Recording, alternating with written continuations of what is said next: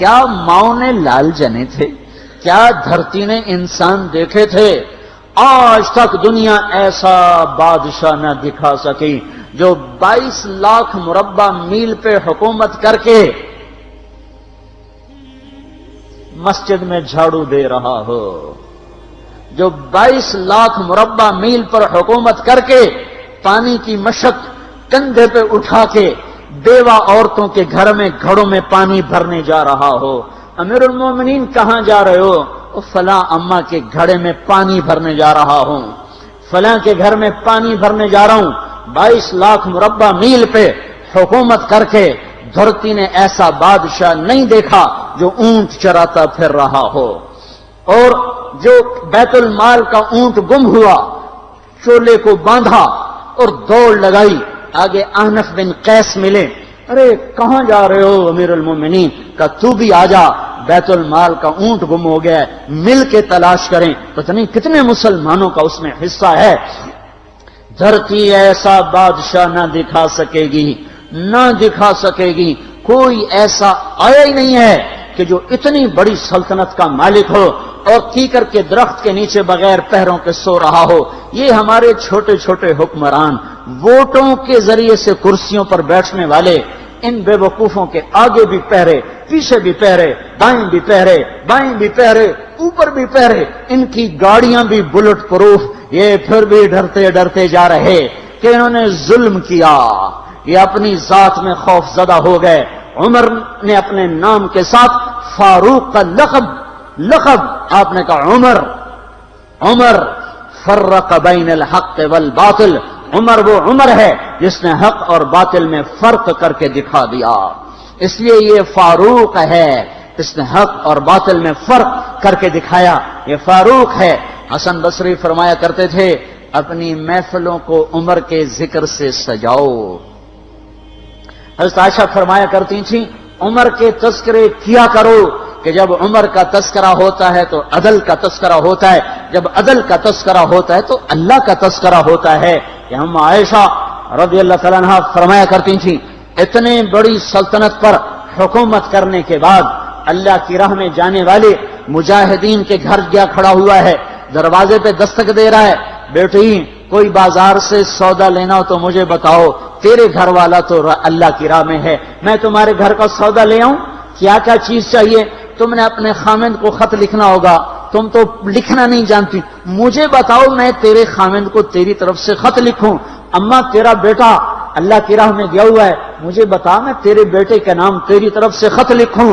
اتنی بڑی جس کے سامنے قیصر اور کسرا زیر و زبر ہو گئے، کج کلا، وہ زمین میں جا کے تہ خاک میں وہ سارے ہیرے لال جواہر، وہ زمین میں لوٹ پوٹ کرنے والا، کسرا کے تخت کو توڑنے والا اور روم کی طاقت کو توڑنے والا، آل ساسان کی طاقت کو توڑنے والا اور نوشیروان کے خزانے مدینے میں لانے والا اور خسرو پرویز کے خزانے مدینے میں لانے والا اور رومت الکبرا کے خزانے مدینے میں لانے والا خود اپنے کرتے میں 14 پیوند لے کے چل رہا ہے۔ 14 پیوند کے ساتھ کرتا ہے، مہینے میں 1 دن گوشت کھاتے تھے، وہ روٹی کھاتے تھے کہ عام آدمی حلق کے نیچے نہیں لے جا سکتا تھا۔ ہے سال کی ابتدا اس شخص کی شہادت سے ہوتی ہے جس کو اللہ نے وہ عزت دی۔ آپ نے کہا میرے 2 وزیر آسمان میں، 2 وزیر زمین میں، آسمان پہ جبریل اور میکائیل میرے وزیر ہیں، زمین پر ابو بکر اور عمر میرے وزیر ہیں۔ آپ فرمایا کرتے تھے ابو بکر اور عمر اگر کسی بات پہ جمع ہو جائیں تو میں ان کے مشورے کے خلاف کبھی نہ کروں گا۔ ابو بکر تیری مثال ابراہیم کی ہے، عمر تیری مثال نوح علیہ السلام کی ہے، ابو بکر تیری مثال عیسیٰ علیہ السلام کی ہے، عمر تیری مثال موسیٰ علیہ السلام کی ہے۔ آپ مسجد میں آئے، آپ کے دائیں طرف ابو بکر تھے، بائیں طرف عمر تھے، آپ اندر آئے اور کہا دیکھو اسی طرح قیامت کے دن ہم اٹھیں گے کہ میرے دائیں طرف ابو بکر ہوگا، میرے بائیں طرف عمر ہوگا اور ہم ہاتھوں میں ہاتھ دیے ہوئے اٹھائے جائیں گے۔ اور ایک حدیث میں آتا ہے اور میرے قدموں سے بلال کو اٹھایا جائے گا جو نکلتے ہی اذان دے گا، جس کے اسلام لانے نے اسلام کو اونچا کیا، جس کے اسلام لانے نے باطل کو پست کیا، جن راہوں سے عمر گزر جائے شیطان وہ راہیں چھوڑ دیتا تھا۔ عرفات کا میدان تھا، 1.25 لاکھ مقدس ہستیاں سامنے ہیں۔ میرے نبی نے فرمایا اس وقت میرا اللہ میرے سب صحابہ پہ فخر کر رہا ہے اور عمر بن خطاب پہ خاص طور پہ فخر کر رہا ہے،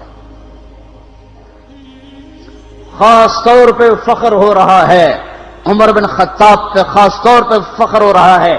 میرے بعد کوئی نبی ہوتا عمر ہوتا۔ عمر، میں نے رات جنت میں محل دیکھا، ایک اینٹ موتی کی، ایک یاقوت کی، ایک زمرد کی۔ میں نے پوچھا یہ کس کا ہے؟ کہا گیا ایک قریشی کا ہے۔ میں نے کہا میں قریشی ہوں، اتنا خوبصورت محل ہے، میرا ہی ہوگا۔ جب جانے لگا تو فرشتے نے کہا یہ آپ کے غلام عمر بن خطاب کا ہے۔ وہ کیا مبارک لوگ ہیں کہ جنہیں نبی کے گھر میں قبر نصیب ہو، ایک طرف ایک ساتھی، ایک طرف دوسرا ساتھی، جن کو نبی کے دو پہلوؤں میں جگہ ملی ہو۔ وہ کیسے عظیم، وہ کیسی عظیم ہستیاں، اتنی بڑی سلطنت کا مالک اور اتنے بڑے عدل کی نشانی بن کر مدینے میں مسجد میں بیٹھے رو رہے ہیں۔ امیر المومنین کیوں رو رہے ہو؟ کہا دجلہ کے کنارے کتا بھی پیاسا مر گیا تو پوچھ تو عمر کی ہوگی، فرات کے کنارے کتا بھی پیاسا مر گیا تو پوچھ تو عمر کی ہوگی۔ راتوں کو پہرے دیے جا رہے ہیں، راتوں کو خبرگیری کی جا رہی ہے۔ مدینے کے باہر ایک خیمہ ملتا ہے، چند بچے ملتے ہیں جو رو رہے ہیں۔ ایک عورت ہانڈی چڑھا کے ڈوئی پھیر رہی ہے۔ پوچھتے ہیں بہن یہ بچے کیوں رو رہے ہیں؟ کہ یہ بھوک سے رو رہے ہیں۔ ہانڈی میں کیا ہے؟ پانی، کچھ بھی نہیں۔ کیوں چڑھایا ہوا ہے؟ بہلانے کے لیے۔ سو جائیں گے روتے روتے، میرا اور عمر کا اللہ کے ہاں فیصلہ ہوگا۔ تو عمر کی ہچکیاں بن گئیں کہ عمر کو بہن تیرے حال کی کیا خبر؟ کہ پھر ہمارا بادشاہ کیوں بنا ہے؟ اگر ہمارے حال کی خبر نہیں لیتا تو ہمارا خلیفہ کیوں بنا ہے؟ پر لگ گئے، بیت المال سے سامان نکالا، بوری بھری، سر پہ اٹھائی، کمر پہ اٹھائی۔ غلام اسلم نے کہا میں اٹھاؤں؟ کہ قیامت کے دن بھی میرا وزن تو اٹھائے گا۔ اسی طرح بھاگے ہوئے آئے، پنیر نکالا، آٹا نکالا، گھی نکالا، شہد نکالا، ڈال کے ہانڈی میں نیچے آگ، خود دھواں، گیلی لکڑیوں میں پھونکے مار مار مار آگ جلائی، حلوہ تیار کیا، پھر پلیٹوں میں ڈال ڈال کے بچوں کو کھلایا۔ وہ عورت کہنے لگی کاش عمر کی بجائے تو خلیفہ ہوتا۔ تو یہ نہیں کہا کہ میں ہی عمر ہوں، میں ہی عمر ہوں۔ فرمایا جب کل تو امیر المومنین سے ملے گی تو مجھے بھی وہیں دیکھ لے گی، مجھے بھی وہیں پا لے گی۔ پھر وہاں بیٹھ کے دیکھتے رہے، اٹھ کے چل دیے۔ بچے ہنسنے لگے، کھیلنے لگے تو اپنے غلام سے فرمایا میں نے انہیں روتا دیکھا تھا، میرا جی چاہا میں انہیں ہنستا بھی دیکھوں۔ 22 لاکھ مربع میل پہ اسلام پھیلا کر حکومت اس سے بھی بڑے علاقے میں لوگوں نے کی۔ چنگیز نے اس سے زیادہ فتوحات کی، محمود غزنوی نے اس سے زیادہ کی، سکندر تیمور نے اس سے زیادہ کی۔ پر فتوحات کر کے یوں خدمت کر رہا ہو، پانی بھر رہا ہو، اونٹ چرا رہا ہو، امامت کرا رہا ہو، 14 پیوند لگے کپڑوں کے ساتھ خلافت کے تخت پر بیٹھا ہوا ہو، یہ دھرتی میں پھر کوئی نہیں آئے گا۔ ہے نماز میں خنجر لگا، نماز پڑھاتے ہوئے 27 ذوالحج، 27، 28، 29 یکم کو انتقال ہوا۔ یکم محرم موت کے آثار گہرے نظر آئے۔ بیٹے کو بلایا کہ بیٹا جاؤ اما عائشہ سے پوچھ کے آؤ کہ عمر اپنے ساتھیوں کے ساتھ دفن ہونے کی اجازت چاہتا ہے۔ امیر المومنین کے لقب سے بات نہ کرنا، عمر کہنا، عمر اب میں امیر المومنین نہیں رہا۔ جب وہ پوچھنے گئے تو حضرت عائشہ رو رہی تھیں۔ انہوں نے عرض کیا اما جان میرا باپ اپنے ساتھیوں کا پڑوس چاہتا ہے۔ انہوں نے فرمایا یہ جگہ تو میں نے اپنے لیے رکھی تھی، لیکن اگر عمر چاہتے ہیں تو ان کو مجھ پر فضیلت ہے، میں ان کے لیے دستبردار ہوں۔ انہوں نے واپس آ کر خوشخبری سنائی، مبارک ہو اجازت مل گئی۔ کہ نہیں شاید میرے شرم میں اجازت دی ہو، جب مر جاؤں تو مجھے دوبارہ دروازے کے سامنے رکھ کر پھر جا کے پوچھنا، اس وقت اجازت ملے تو پھر لے جانا، ورنہ مجھے بقیع کی طرف لوٹا دینا۔ اتنے میں حضرت علی آئے، پریشان دیکھا، عمر کیوں موت سے ڈر گئے؟